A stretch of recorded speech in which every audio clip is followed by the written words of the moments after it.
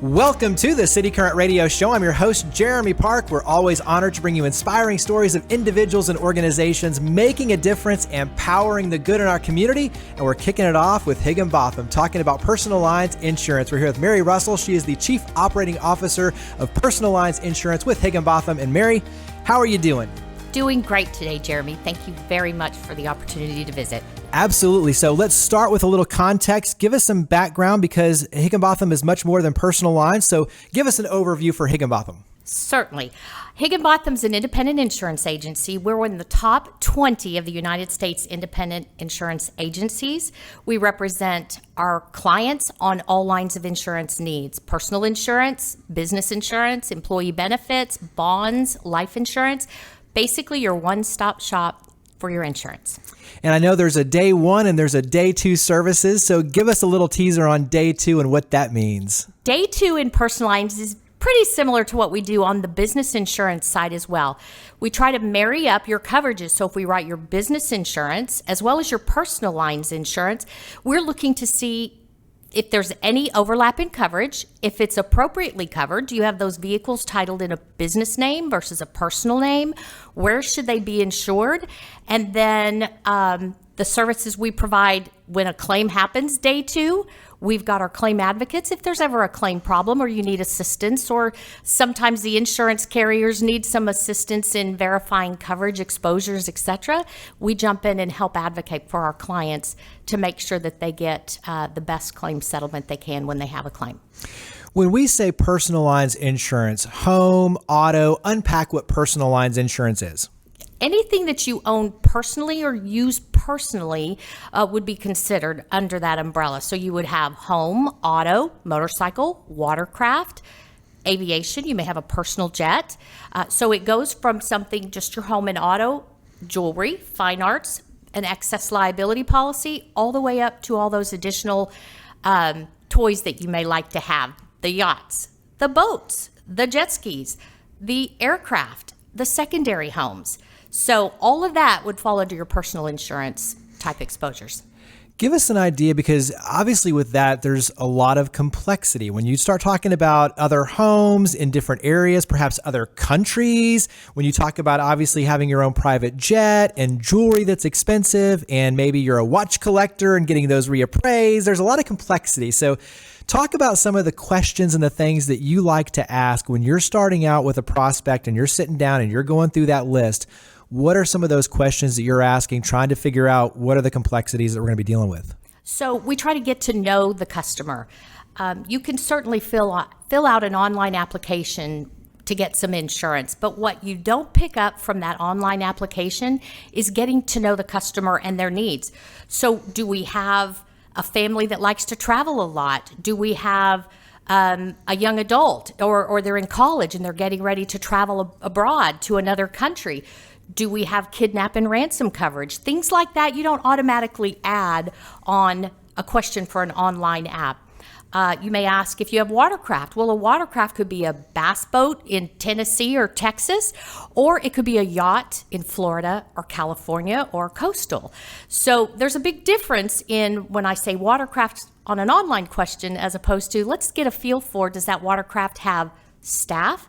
Do you take it to the Caribbean, or do you take it to your local fishing lake? So we're still talking watercraft, but there's a big difference in exposure on whether you're operating that boat or whether you've got a full crew that you're staffing and you're taking it with guests to the Caribbean. So things like that, we want to talk through with the customer to get to really know what those exposures are, and also consider things maybe they haven't thought of from a risk management standpoint, because we want to bring in those day two services that we provide our clients, our risk management. So if they are traveling abroad, a lot of times we'll partner with our insurance carriers and make sure that there's some security processes that have been trained to the family and to this young adult, so that if something unfortunate does happen or they're just concerned, they have an immediate resource to reach out to within 24 hours.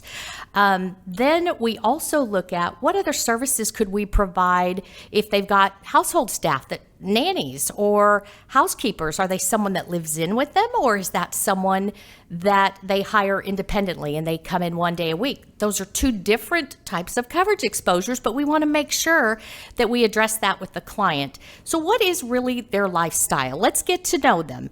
Whether it's I stay home, I'm a homebody, I drive my car to work, that's my exposure. But I also like to collect wines, or I also collect in this day and age, there's a lot of art being collected.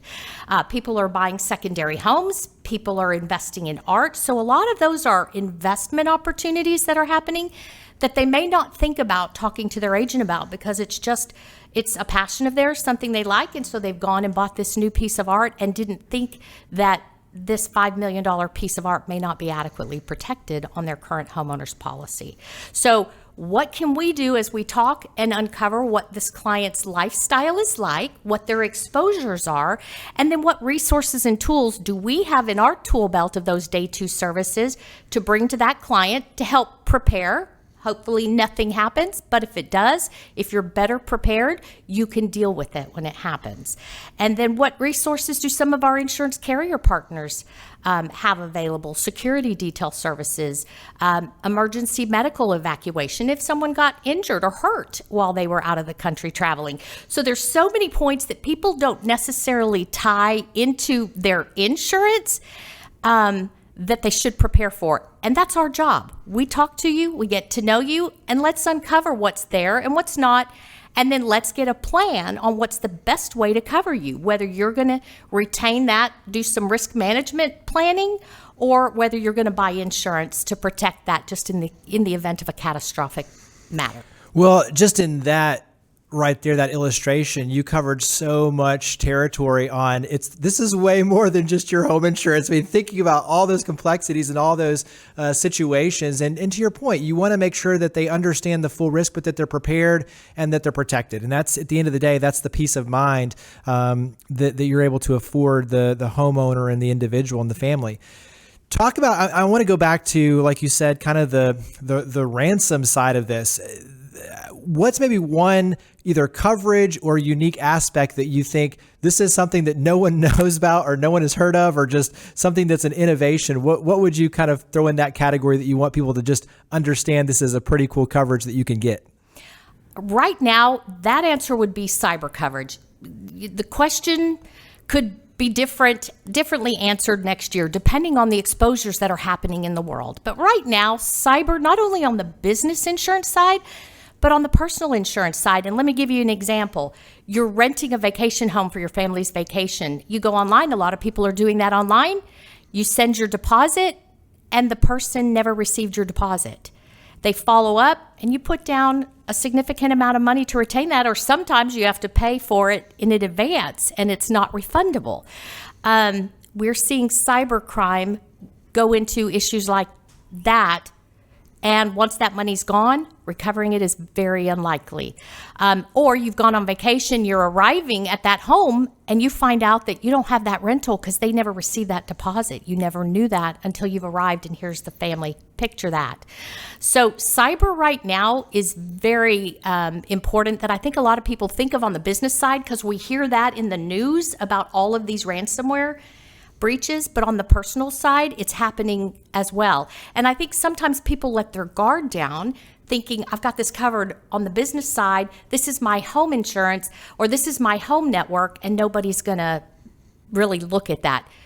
There's cyber criminals that are focusing all across the board. Another issue when you're selling your home. We've had a couple claims on clients who sold their homes and they were waiting for the funds to come in from the mortgage company, and the funds didn't arrive. And when they followed up, the funds had been diverted to another bank account. The insured had no idea. Now, fortunately, that wasn't the insured's personal cyber exposure. It fell back on the parties that actually handled the transaction at the mortgage company and the lender, etc. But there's an example of that went right into taking over your personal account information to be able to divert funds on your home sale. So we're seeing that on the personal line side, but that's not making the headlines in the news. And those are significant claims that are happening out there, and a lot of people aren't thinking about cyber coverage personally. They may have identity theft included on their homeowners or their credit cards. Identity theft is a little different. That's going to deal with if someone takes my identity and uses my credit card, or takes a check and forges and that tries to imposter me. Cyber is actually getting a hold of your personal information and using it to go out there and commit crimes and take control of your funds. So totally different. Cyber's out there as well. One of the day two services that you get with that with a lot of carriers is a cyber consultant. So if something does happen, 24/7, here's who you call, and they immediately are engaged to help either help with the ransomware, the extortion, or to guide you through the process to mitigate the damages and exposure. Wow. Very, very helpful. Great information. Talk about, you mentioned Higginbotham being one of the largest in the nation in terms of a brokerage, and being a broker gives you so many more tools that you can use to customize and protect. But also when it comes to the claim side, if something does happen, you can be an advocate. And I'm saying this as a client, knowing this firsthand, the power of having an advocate to go to the carriers. And the carriers want to do a good job, but having an advocate is huge. Talk about it from your vantage point on the personal lines insurance side of being a broker, being an advocate for the client, working with the carriers. Certainly. Number of claim examples I could recite on this, but I'll just at a high level. When the freeze hit Texas here unexpectedly in February, we have a lot of clients with significant size homes that have fire protective systems built into their homes. They're typically built in the attic. They're designed when there's a fire to suppress that fire, much like in a commercial building. However, and those typically never go off because we're not just raging with fires here. However, when a freeze happens, those lines froze up. People started calling. They didn't realize that their home water systems were on a separate system than that fire suppression system, because that fire suppression system, if there is a fire, is designed not to be cut off if the power's cut off. It's got to be able to spray water in that home to help get that fire out. These customers suddenly had pipes breaking and bursting from the freeze, and a fire suppression system puts out a whole lot of water because it's designed to put out a fire. So now take all that water spraying in your home, it's freezing, you may not have any heat in the home, and that water is coming up from the attic or the second floor, coming down into your home, and it's flooding homes. So we got a lot of calls from people saying, I heard my neighbor had this. Do you know of any way? How do we shut it off? What do we do to prepare? We actually had resources and tools with some of our partners to walk them through shutting off that system. Some people didn't even know where that system was located because it had been built. When the home was built, they never had to access it. And now they were worrying to be prepared before their water was flooding their home to get that system shut off. So in advance, we helped mitigate a lot of claims with people thinking to call the agent, looking for help on that, and we were able to help. And then after the fact, sometimes what happens is there's a claim matter where there's a questionable coverage dispute, or the language in the policy might not be really clear. And so we jump in and we review the language of the coverage, the policy, and what happened with the insured. And a lot of times we're able to work with the insurance adjuster and help find coverage. If we don't trigger coverage, sometimes it at least provides an adjuster a second set of eyes to look at it and make sure that they did not unnecessarily either deny a claim or mitigate the amount that the customer should be paid. And time again, we've been there to advocate for our clients to get coverage where coverage had actually been denied or declined. So lots of success stories. And when that happens, that just validates what we're doing and what we offer to our clients. Now, we work in partnership with our insurance carriers. That's not meant to be adversarial, but they're human. They've got adjusters, and sometimes there's just a mistake or an oversight. And let us come in. We know the facts of the claim. We know the client, and let us review it. Let's just put a second set of eyes on it with our in-house claims adjusters and advocates. Give us some recommendations when it comes to putting yourself in the best position as a homeowner, whether that's auto, the home insurance, obviously everything we're talking about with the jewelry and even some of the specialized coverages. What are some tips and recommendations? Right now, tips and recommendations to consider. Costs of lumber have skyrocketed. Everybody's seen materials, etc. Well, that's come as a result of a huge surge of demand in the last year. People during COVID updated their homes. They took that time to remodel. They were spending a lot of time at home and they saw all those projects, the honeydews that needed to be done. And so they took that opportunity to remodel or update. Some people working from home decided permanently they're going to do this, or I need to add an office, or I'm going to homeschool my children. So we're going to make an addition on the home. When they did that, did they talk to their insurance agent? Now you've added square footage to your home. Now you've added some increased value to your home. So you don't think about talking to your insurance agent all the time when you've now finished this project, your home's lovely.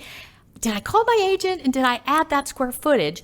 We want to do that now, and let's not find out after the fact and there's a claim and then there wasn't adequate coverage because we didn't know that you had added a second story that now is your home office or your studio or your in-home school for your children.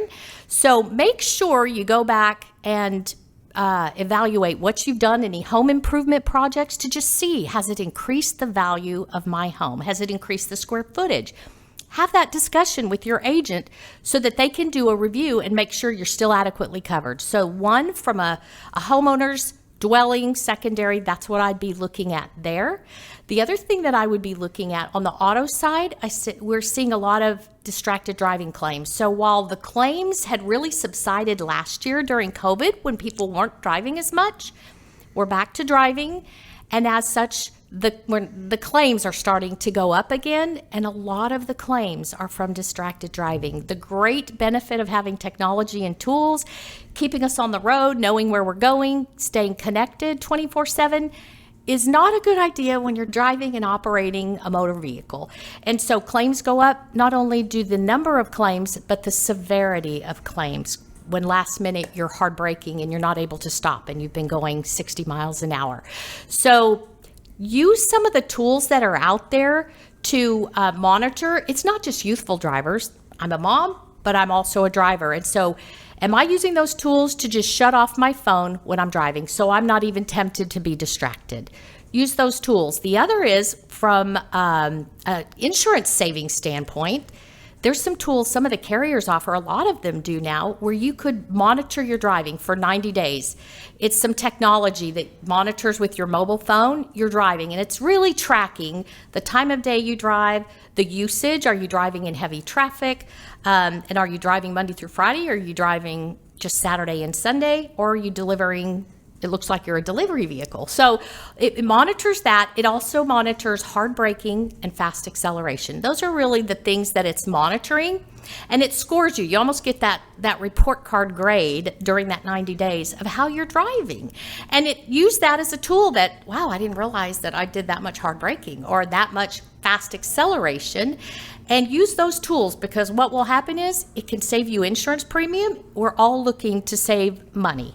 And so if I'm a good driver, let me use that tool, and I could save up to 30% with some of my carriers on my insurance. That could be every driver in your household.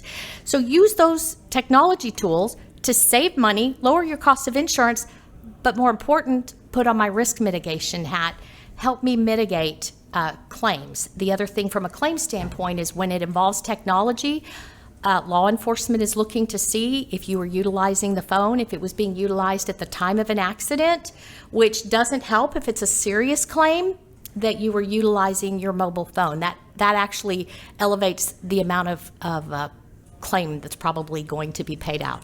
So use those tools in a positive way to improve your driving. Educate you on maybe things you didn't notice that you did, and save money on your insurance as well. So that's auto, that's home. The other thing technology-wise on home, let me jump back to that real quick, is water monitoring devices. A lot of the insurance carriers also have, talk to your agent, but they have some resources where you can get some discounts and put a water monitoring device in your home. Either one, to shut off the water, so if you're not at home, if you travel a lot, or if it's a secondary home, have it shut off. If it's noticing an unusual pattern of constant water, let it shut off that water so that you don't come home from vacation to find that your home has been flooded. Or just use it as a monitoring device. Maybe you don't want it to shut off your water, but put those devices strategically around the home. The refrigerator, the washer and dryer, those hoses can leak. behind commode fittings. Those hoses can leak and break, especially the plastic ones that wear out.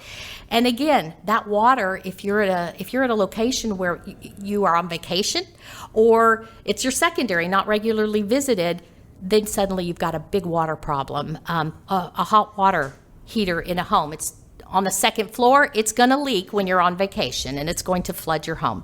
So use those tools. Either the monitoring device, it's going to notify you on your mobile phone that you've got a water issue. Have somebody go check it before it's a bad problem, or have a shutoff valve where it's going to shut it off if you can't get someone there. Use those tools. Not only do they save you from a claim, let's do some risk mitigation, but even bigger, it's going to save you premium. So you're not paying more on the insurance up front because you're doing these risk mitigation tools. So use those little tips to help prevent claims, but save you the money.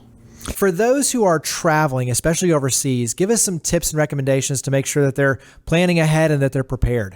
A few great tips to offer. One, you can purchase insurance for some of these. Two is mitigating your risk and exposure. So let's talk through the first. You can buy for medical purposes, trip cancellation if something happened, or medical evacuation I alluded to.